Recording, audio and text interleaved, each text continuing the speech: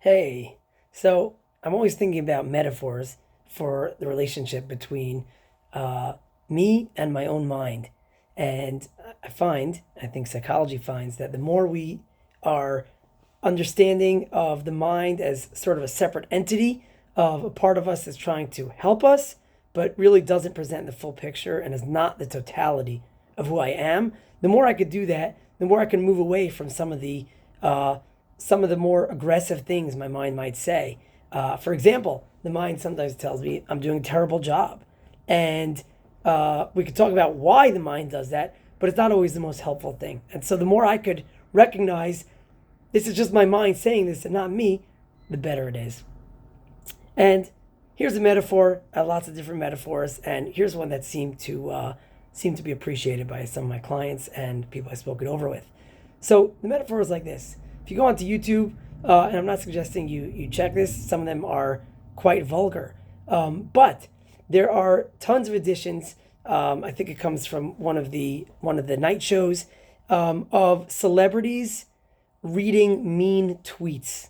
That's right. They take celebrities, uh, get in front of the camera, and they're reading on Twitter what other people said about them. So, uh, might be uh, Taylor Swift reading, Taylor Swift's music is so terrible, I'd rather vomit, or something of that. And again, some of them are a lot more vulgar than that. And it's crazy. It's horrible to see what people write. But what I'm interested in is that these celebrities they're having like a fun time reading it. They're laughing. Sometimes they're writing back. Sometimes they just say, "That's mean," but they seem to just read it and just it slides right off of them. And it seems that for these people, it's so clear that even though they're reading something, but it's so clear it has nothing to do with them, they give so little attention to some weirdo loser in the Twitterverse that's writing about them, that they have the strength to read something that was presented, that was said, but not take it too seriously.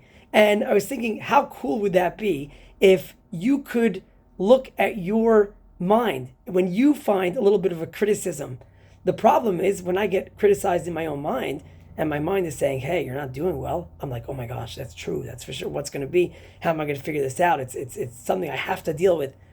What if you could create that awareness with yourself that just because it was said in your mind, a certain criticism about you, that, oh, there's someone on Twitter is saying something nasty about me.